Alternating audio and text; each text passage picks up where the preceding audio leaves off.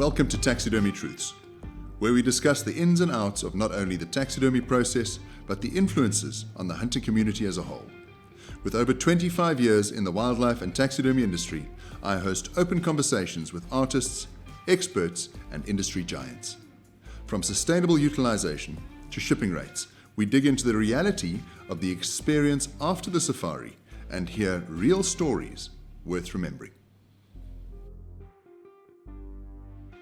Hi there, my name is Doug Cocroft and welcome to Taxidermy Truths. August is Women's Month in South Africa, so we thought who better to spend a bit of time with, chat about her career, than someone who has been an absolute inspiration and a trooper for the African hunting industry.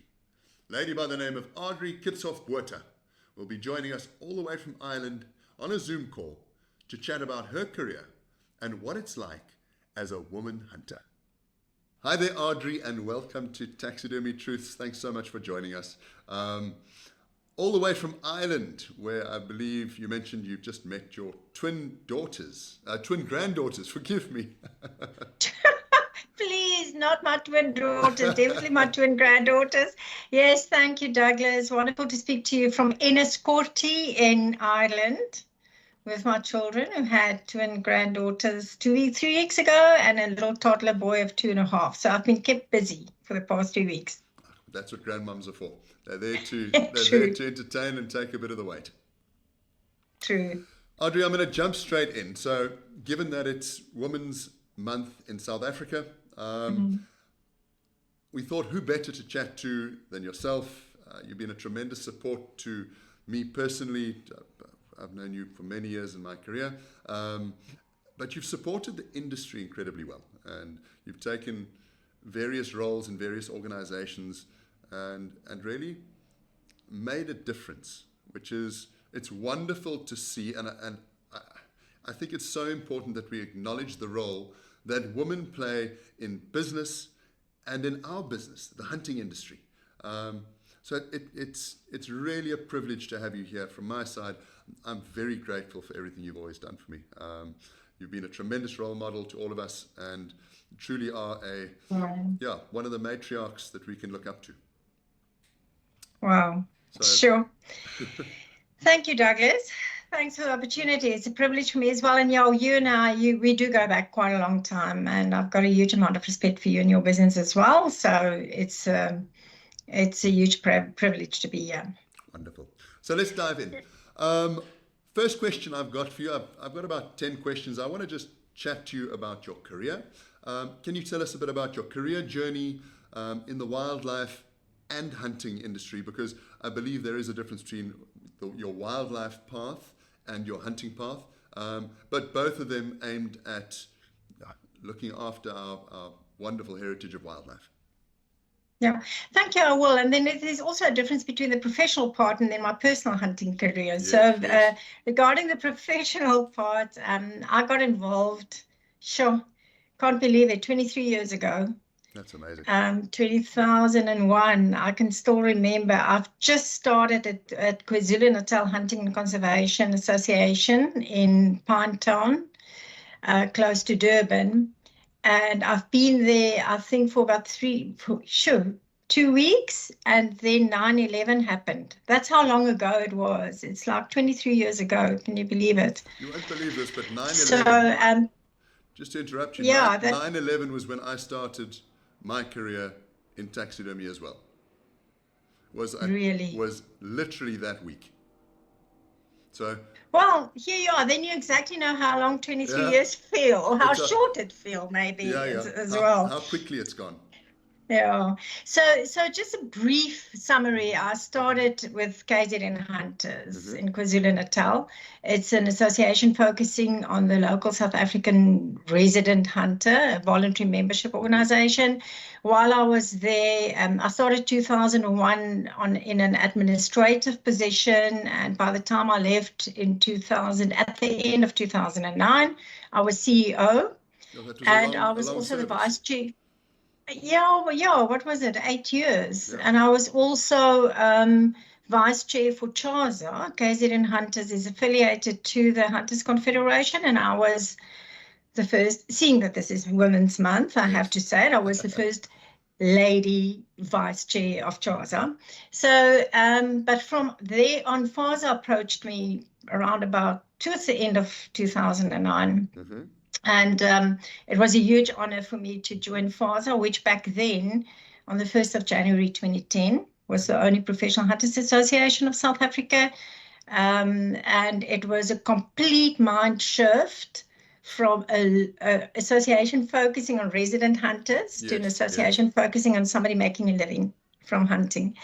And I've been with FASA, representing them nationally and internationally till the end of 2015.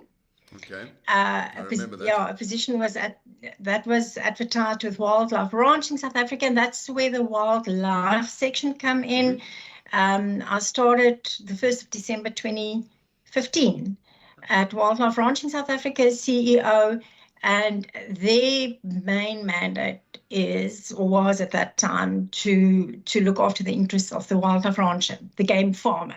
And we know that hunting and game farming, you can't separate the two. You need the one for the other. So by the end of 2020, after COVID, I thought, well, now it's time. You can see the grey setting in. I thought, now it's time. Step down, go and enjoy my hobbies, my home, my garden, dancing, cake decorations, you name it. And joined the Sandbox Honorary Rangers together with my husband. And now it's me time, which didn't last long. No. Because at the end of 2022, custodians contacted me, and the rest is history. Yeah, I am full-time, back with the Professional Hunters Association, and Custodians was formed at the end of 2017, so it's a relatively young organization, vibrant, and asked me to be back. That's in a nutshell, my career. It's a proper nutshell, and I know that you've been exposed to all angles. Challenges as a woman in the hunting industry. Hunting industry has traditionally been seen as a very male-dominated, very sort of rough, tough guys out there hunting. But I suppose every thorn tree has a flower or two, and you've certainly shone in the industry. To name a few of the challenges that you've come across over the years? If I think back when I first joined the industry, I don't think there were so many challenges for me on a personal level, because I joined in an administrative position, which is common practice within a voluntary association to have ladies at the office. I think the challenges came in, and I must be honest now today, I don't know if it was so much about me being a woman or whether it was me being into an industry which was brand new to me. Yes. The hunting industry, I didn't know it all. I did not grow up in a hunting family. I know my dad had a shotgun. He once a year got his venison from somebody, so he wasn't against hunting, but I didn't grow up as a hunter. I didn't marry into a hunting family. So the challenge for me wasn't so much because I was a woman, but because it was a new industry, completely new to me. And then the challenge, I think, on a professional basis was when I started attending industry and government forums. Sure. All of a sudden, I had to learn about legislation, how to read, how to interpret, how to understand legislation, how to comment on legislation, and how to deal with government. And I was part of the group of representatives from industry, which was made up by men. My very first government forum meeting was with the Central Firearms Registrar in Pretoria. And I arrived there, and there were these, I can't remember, 10 or 12 or 15 guys from all over the country. And I was brand new, and I expected that there would have been some kind of an adversity, what do you call it? Not making me feel very welcome, but it was totally different. It was so surprising, Doug. And, since you and I met the first time, I've never experienced any negativity from you. And I can honestly say that when I entered into the professional side of this industry, representing the associations with government or any other space, it was very seldom that I experienced men being negative towards me. So it was challenging, but not from a woman's side perspective. It was more challenging from a new, something new that I entered into and experienced. That's excellent. It's encouraging to hear.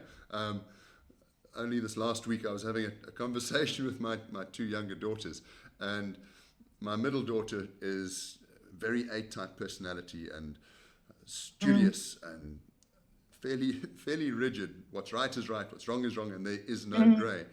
And we were discussing the roles of women in business, and she asked me several questions about my business and my career and where women fall into the employment structure. And one of the things that I've always said to my daughters is, there's nothing that a man can do that a woman cannot do in a professional sense in everyday life.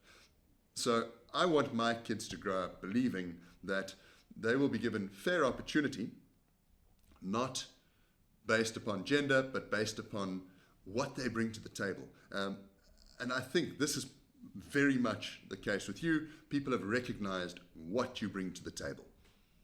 Yeah. You know, Doug, I think you need to earn your respect. And should I have, back in 2005, when I attended the very first government meeting, should I have barged in there with this typical, I know it all and nobody's going to learn me anything? I think it would have been completely different. Yeah. You've got to earn your respect. You've got to always be honest. And you shouldn't shy away from asking people for guidance and coaching and advice when you need it. But then you need to, I think, in any business where you're in, you need to be strong because you need to prove yourself. And yeah, so somehow I got that right. And I really appreciate all these wonderful things you say to me. To me, it was just a wonderful 23 years of a career that I enjoyed and that I loved, basically. Yes. That's what it comes down to. So that brings me to the next question I had for you. What do you love about what you do? Enthusiasm and positive energy is, I believe, it's at the center of what I do. I'm passionate about being a taxidermist and a wildlife artist, and I'm passionate about the hunting industry. What do you love about what you do? There are so many different levels to what I do. I think the first thing is dealing with people. It's a membership organization, so obviously we deal with members, and then we, for instance, custodians, when we exhibit at international shows, we deal with people who shows an interest, people who, as you said just now, share passion in what we're doing, they share passion in our industry.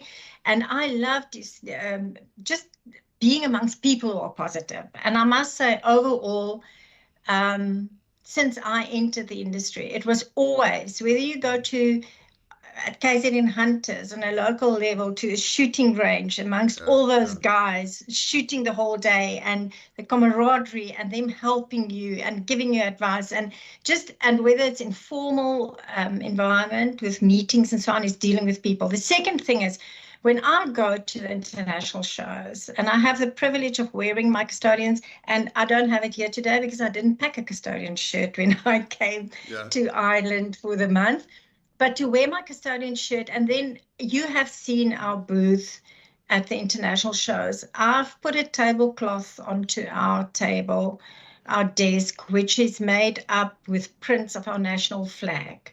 So if you walk down the aisle, I'm specifically thinking now about Dallas Safari Club. It's a long aisle. You walk down and right down the bottom, and what you see is yellow, blue, red, black, white. It's standing out as a South African flag.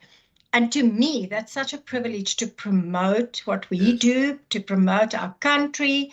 I love it. I love being with people. I love sharing what we have that's so special. I love sharing my passion. And I'm working with a lot of nice people. Absolutely. we're two ladies in the office, but I've got an exco and I've got membership. They're all such nice people. I mean, you cannot not enjoy your job. So that's it. Absolutely. Look, you've had a positive impact on people. People are in a happy space.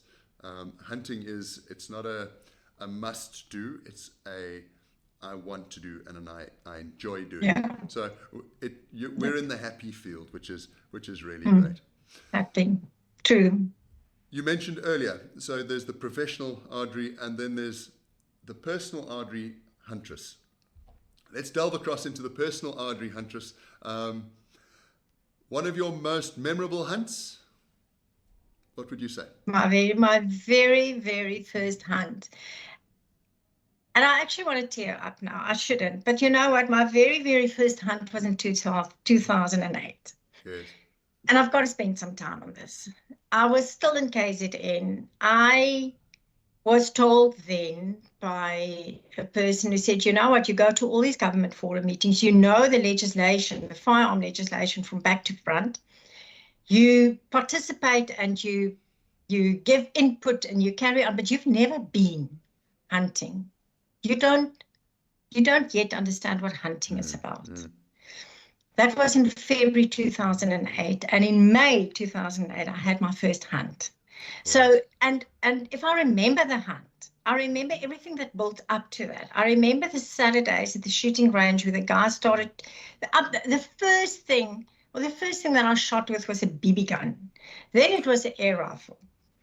Then it was a .22. Then it was a 243. Then it was a 303. And that is what I practiced with at the shooting range. And the guys gave me so much advice, and they told me what the hunt is going to be about. And I was there Saturday after Saturday after Saturday, and then we went for the hunt in the Eastern Cape, building it up.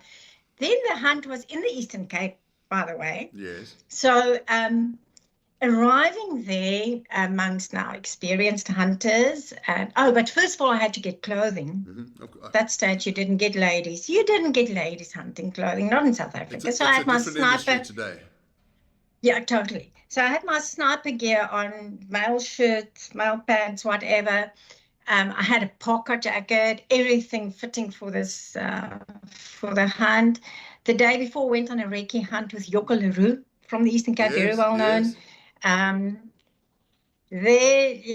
then the night before, the braai, and then I went to bed. And I can't remember the window frames. I'm taking up too much time now, but the window frames, I can't remember if it was like wooden or metal, but I can remember at nighttime I saw the grids of the window frames. And I imagine picking up my rifle, up the front leg, up to that spot and squeezing the trigger. And so I fell asleep.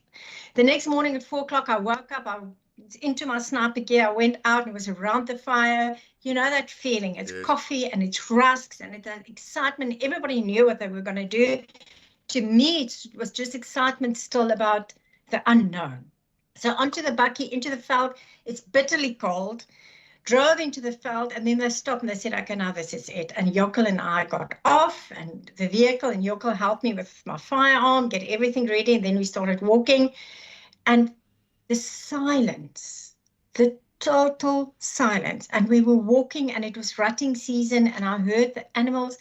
Oh, amazing. And then I saw the warthog first. And he taught me and I pulled on his shooting sticks and he stopped and I showed him and I wasn't sure, was it a anthill or was it a warthog? And it's cold and my eyes are blurry.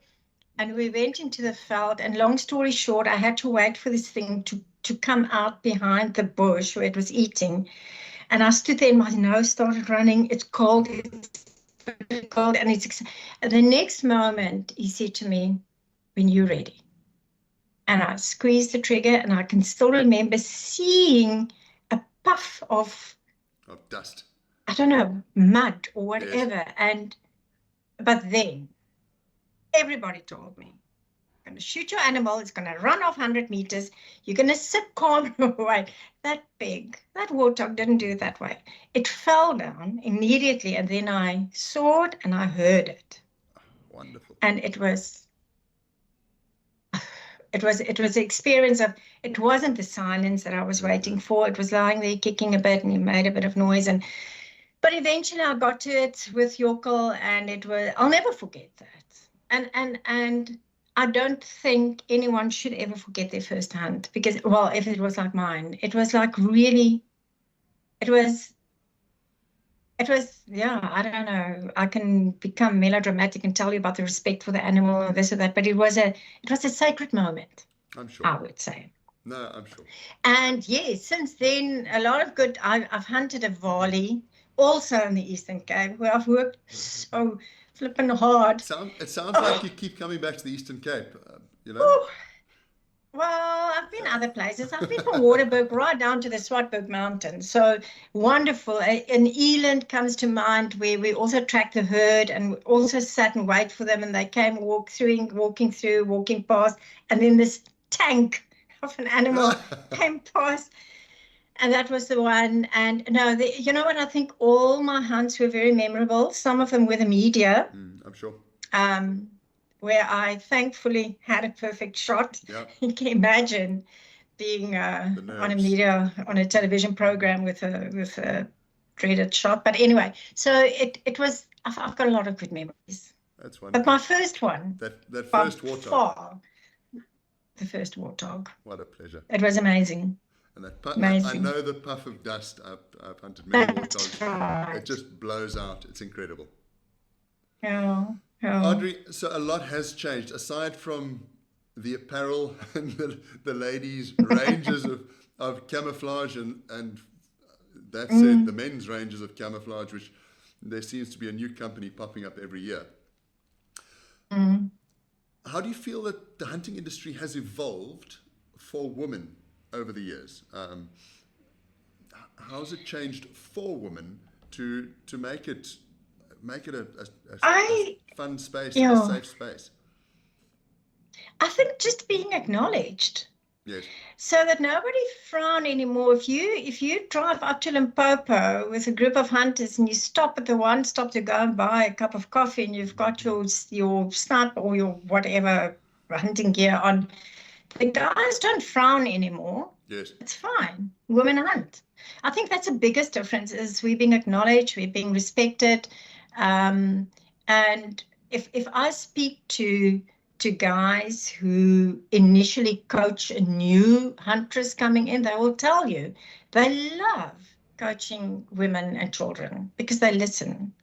They hate it to take a novice guy to the shooting range because they always know better. It's not me saying it, it's the guy saying it. It's the truth.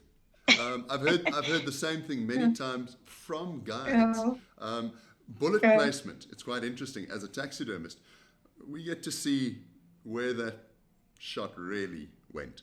And so many of the women out there, their shots are textbook. Because again and again, I get told they listen to the professional hunter. They listen. Yeah. I think we trust. No, so I think the biggest involvement, if you want to call it that, is the fact that we acknowledge, we respect it. We're now seeing as taking our place in the hunting fraternity. I think we know where our place is. Our place is probably not in a weekend with a lot of guys who want to get away for the sake of getting away as a group of guys, but playing the role as going as a family. Yes, Mom, dad, little girls, daddy's girls, you refer to your daughters, or little boys looking up to their dads as role models. It's a wonderful opportunity for family. I think I've jumped the gun now a little bit, but that is what it comes to, we're being seen as in the right place. Yeah. It is family time. It's connected time with your family because, and I've mentioned this on a previous podcast, spending time in the bush hunting with daughters, wives, children, you're connected. We're not attached to a device. There's no interruptions. It's a very real space. And I think as a mother and a grandmother, mothers and grandmothers, women are nurturing. And I think for many, many years have nurtured the relationships with their families. Having a woman in the hunting industry and in these spaces has made hunting more nurturing to the next generation that's coming up. And without that next generation, we will have a lot of problems on our hands because the next generations are truly going to be the custodians of wildlife into the future. So it's so important to have the woman there for that role as well. I was on a weekend once where I went out into the hunting field with my son-in-law and my granddaughter. I think she was about 12 at that stage. And that's still one of my favorite hunting photos where her and I stand at the lodge with our hunting gear on, with our rifles over our shoulders, caps on, grandma and granddaughter. I mean, it's amazing. Yeah, that's on the hunting side. On the professional side, we also, I think ladies also have a role to play. I think they do. There's a lot of misconceptions about, or let me rephrase it. I think there were a lot of misconceptions about women in hunting. Many, many, many years ago, it would have been frowned upon that a woman had left the household to go hunting.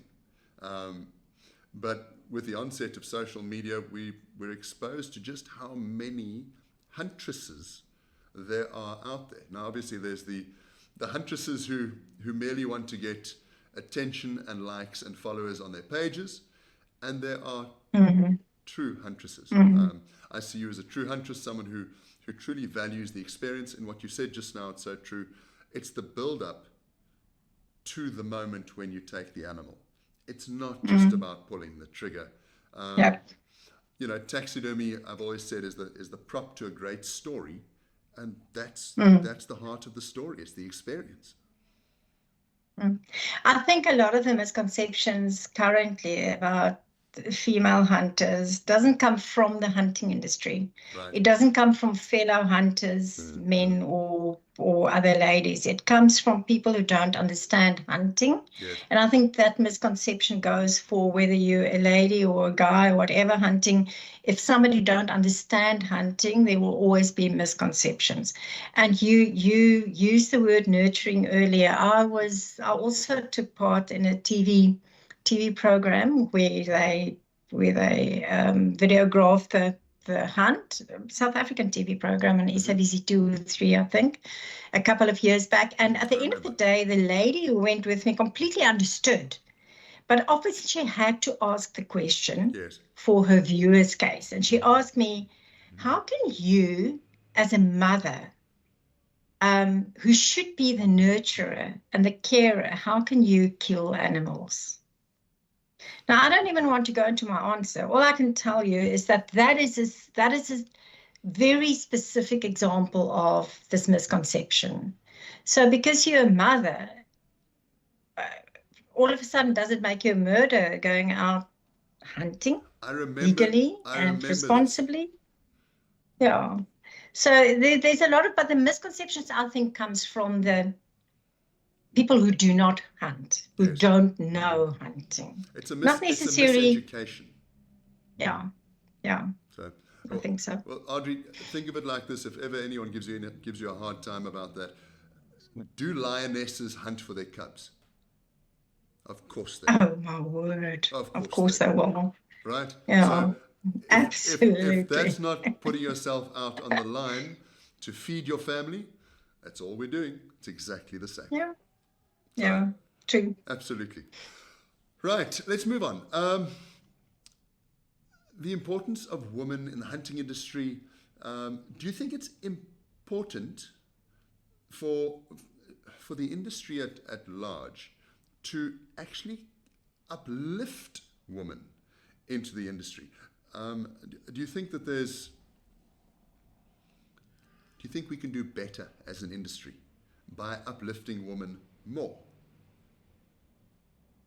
I think we should uplift anybody who's got an interest and a love for nature and a love for animals and a love for being in the outdoors. We should uplift them all to be part of the hunting industry. It's not only women. Really, we're a big community. To me, it's not about gender or race anymore. It's about we share something that we love. So yes, we do have a responsibility to educate people at least, and then allow them to make the choice. And if they want to become involved in the industry, that's the way I got involved with the industry, is because people took the trouble of guiding and coaching and teaching, and from handling firearms to eventually being in the field. So yes, we should. And on a professional basis as well, as I said earlier, it's common practice that ladies work in offices. Yes. So yes, a hunting association will always have ladies. But at the time when I started becoming involved professionally, I was the only female around. Today, I think there are many, many more in these meetings with government and so on. And I honestly believe we bring a sense of calmness. Look, I'll bring exactly the same message across as a guy next to me, but it might come across differently because I think we just have a different way of dealing with things. Generally less ego involved when it comes across from you said perspective. It. You said it. I didn't, but yeah. I'll own that one. Adri, 2 questions left for you. Mm-hmm. Any projects in the pipelines that you're particularly excited about? Anything that we can keep our eye open for? Any tips, hints along that line? Okay, so obviously, as Custodian CEO, we have opened our registrations for our annual conference. An annual conference is always a highlight in any NPOs or NGOs or associations diary. So we have it in November again, and we've got a very interesting theme this year being saving our habitat. Oh, good. Because what we do goes about habitat. Without habitat, we can't hunt. Absolutely. And they won't be hunting without habitat. And the role that we play as hunters in saving our habitat is also overlooked so many times. So that is our conference theme, and we're working on that. And I know that Splitting Image has been last year one of our major sponsors. And we look forward to welcoming you back, and we look forward to seeing you at our conference, Douglas. Absolutely. And then within Custodians, as I said, we're a very new organization, 7 years. 7 years is very young. But we are looking at a few things that we have in place in upgrading that. One of those is that we have an apprenticeship program. Okay. At Custodians, a lot of young or new PHs, if I say new PHs, the person might have been hunted for a very long time, just did the course, just got the certificate, but need guidance, need some more guidance about the business perspective of it and the overall responsibilities, and that you're not hunting all year long, but you also need to do some farm work here or maintenance there and so on. And we're busy upgrading and revamping our apprenticeship program to give newly qualified PHs an opportunity to get their foot in there with experience and well-known outfitters. So those are 2 of the programs that I can think of immediately that I'm quite excited about. I think it's very important. The upliftment of young into industry, because you've always got those that are retiring out. It leaves a void, and you need the young guns to come through the system. I remember starting in the taxidermy industry 23 years ago, and I was the new kid on the block, and I remember being ushered through the system by a lot of the older dones of the industry. Today, for some reason, I get asked my advice. I hand it out. You've earned it. And tell them, take it carefully, because you know my history. But at the end of the day, it's merely a case of bringing the new in, because we need to make this a much healthier industry, with folks retiring out and the new blood coming in. I think it's very important. Yeah, and especially on the business side. Sorry, Douglas, I have to, because on your PH course, it's very technical. It's about PHing, it's about hunting, yes, and there's a little bit about business. But you know, the first time a guy needs to, when he moves on from being a PH to an outfit, and he needs to do a quote all by himself and those kind of things, there's some perspectives that they really need some guidance on. And as you say, 23 years later, people will come and ask you for advice. So, you know, it's important. It's important. Adri, in closing, some advice from a true woman of the industry who's done an incredible amount for all of us. Some advice that you could give to those wanting to pursue a career in our industry, specifically aimed at the women out there that would like to make an impact in the hunting industry in South Africa? I think not only to women, but if you want to enter this business, you need to know what you're entering into. If you're entering professionally as a professional hunter, you're going to be away from your family for weeks on end.